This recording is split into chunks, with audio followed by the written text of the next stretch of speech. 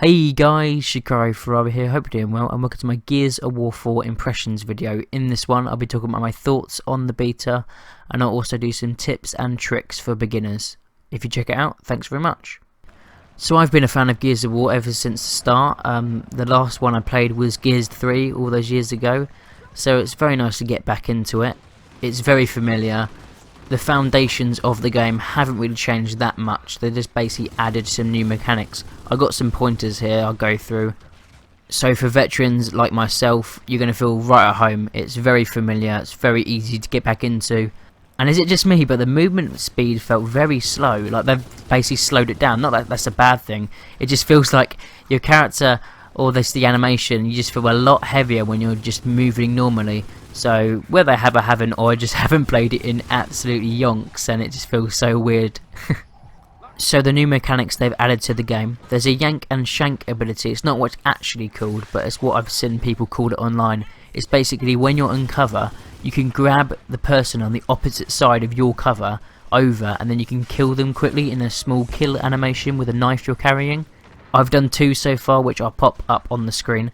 So yeah, that's a nice little feature. They've also got another one where if you're sprinting towards cover, if you hold the B button, you do a leaping like kick if someone's on the other side of your cover, and the exact same thing, they're kind of stunned for a little bit and then you just tap the Y button to kill them with a knife. So far that's the new mechanics that have been added to the game. Whether we get more when the game's actually released, that remains to be seen. But not saying that's a bad thing. Again, I'm very happy to come back to it. I've kind of been playing all the first person shooters lately, so it's nice to get back into Gears of War. The most fun I'm having in the beta is playing the game mode Dodgeable. It's a 5v5 game mode where if you die you only get respawned if your team member kills an enemy. And the objective is pretty obvious, you got to kill the entire team to win. But the most fun thing about the game mode is the momentum shifting from team to team as you play through matches. There's 3 rounds to play in total unless the other team catches up with you. One of the games that I've captured, we've been 2-0 down and we've actually come back and won it, so that's a really good feeling.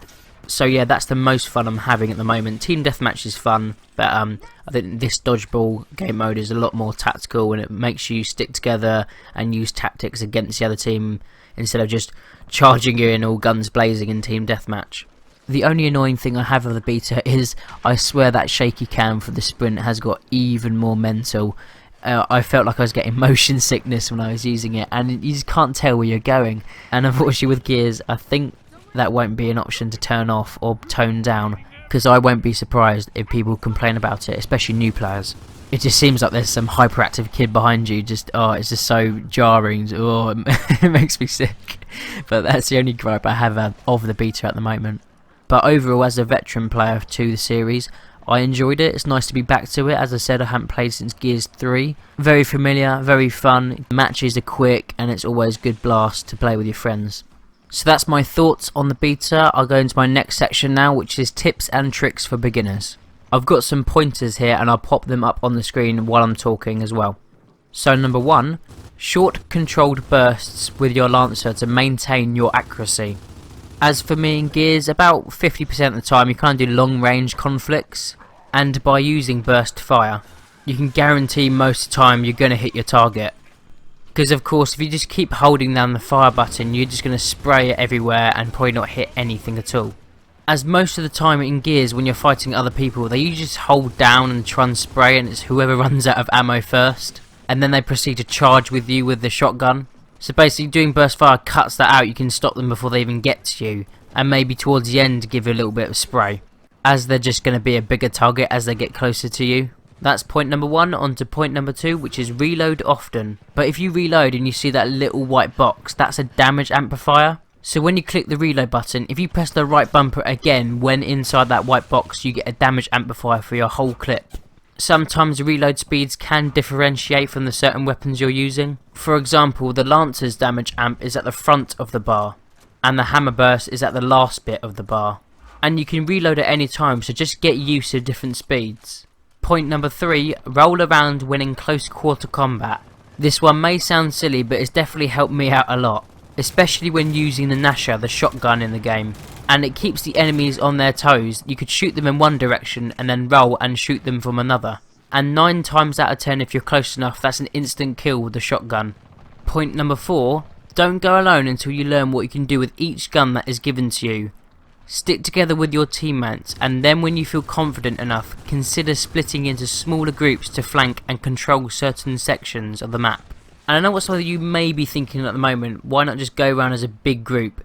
The only problem with that is sometimes in Gears, if you all stick together, one shot with the boom shot, a really powerful grenade launcher, or one grenade can really just kill your entire team.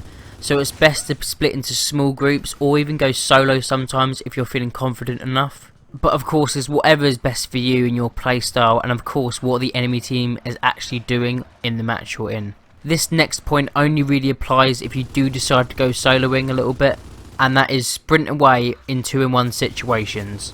Unless you got a reliable power weapon or grenade trap placed which you can then try and lure the enemy to, or you're playing with teammates you can talk to and tell them you need a little help and you can hold your position, it's best just to run from these kind of situations and try to find a part of the map you can funnel the enemy in, or regroup with your teammates to take them on, as doing that, especially in a game like Dodgeball, when you need every single team member to play their best, you don't want to throw that away by taking on 2 enemies at once.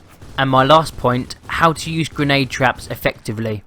Now, how you actually place a proximity grenade is when you're actually holding it, whether it be a smoke or a frag grenade. If you press B, which is the melee button, against the wall, you actually stick it to the surface, and then it acts as a proximity mine, so if an enemy walks past it, it detonates and kills them. So obviously the best places to use this would be around corners, cover. You could put it somewhere and then you could be the bait to lure someone to it, and you can even use a trap to cover your back. And that is all the pointers I've got. This could probably even be applied to the full game when it gets released, so there you go, there's my tips for Gears of War 4 for new players. But yeah, I hope you've enjoyed. If you've stayed this far, leave a like, comment and subscribe if you guys want, and I'll see you guys in the next one.